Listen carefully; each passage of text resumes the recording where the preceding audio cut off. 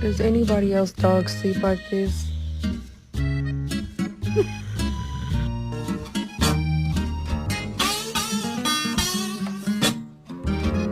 Oh, hello!